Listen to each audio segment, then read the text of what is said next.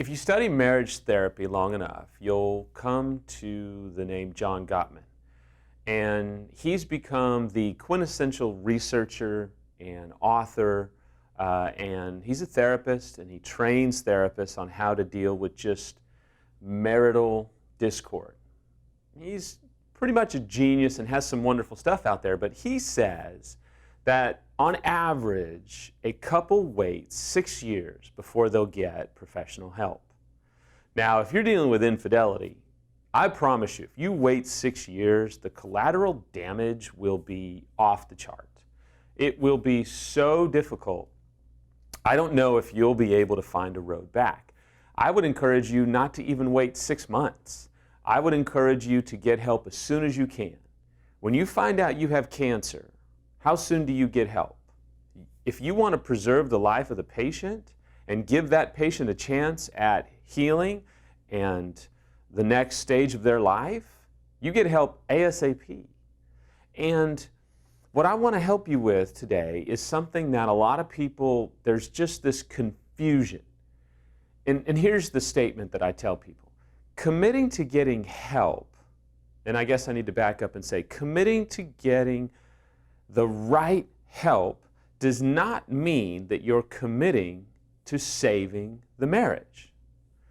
Just because you're deciding to get help doesn't mean that you want to save the marriage. But you really have two choices when you are a betrayed spouse. You can either decide to not get help and allow the pain and the hurt to just continue to go on, and allow the confusion to go on, and allow the pain and the hurt and the uncertainty, and just kind of try and wing it. And if you've ever tried to do that, it hurts like hell. Or you can decide to get help, and you can decide to get expert help, and you can decide to not remain a victim, because the biggest victim in this is you. Rick uses this analogy all the time. It's perfect. It's not uncommon for car accidents to happen. And sometimes those accidents are not our fault. We get rear-ended. You can get hit by a car. You can just be doing your own thing, minding your own business, and you're hit by a car.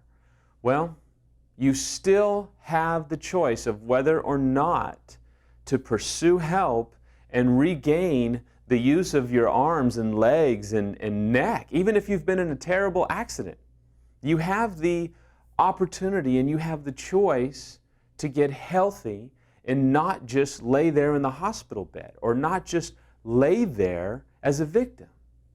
And in infidelity, I got to tell you, you have to do that. And it doesn't mean that you're committing to saving the marriage. It just means you're going to get the use of your arm back or your neck back. I mean, car accidents can leave you with a whole lot of residue for years, decades if not, if you don't get the right kind of help. But I want to help you understand, and this is now good for the unfaithful. If you're an unfaithful, you have choices as well. But I want to encourage you today, reframe your thinking. It's not that just choosing to get help means that you're on the healing bus. Here we go, we're saving our marriage. For some of you, that may be true. But for a lot of you, and I talk to you quite often, and you're not sure what you want to do, and that's okay. But it's not okay to be unsure what you want to do and not get help to get healthy.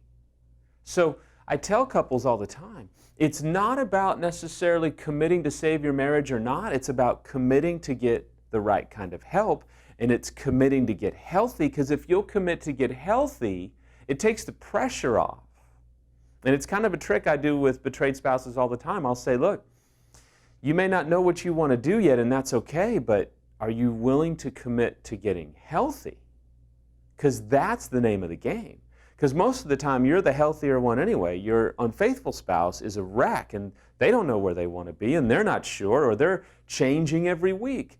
You're the one that does have power, but you are also the one that is the biggest victim, and you have to choose whether or not to remain a victim or to decide to be a victim but still get help to regain the use of your faculties because you're not going to be in this position the rest of your life.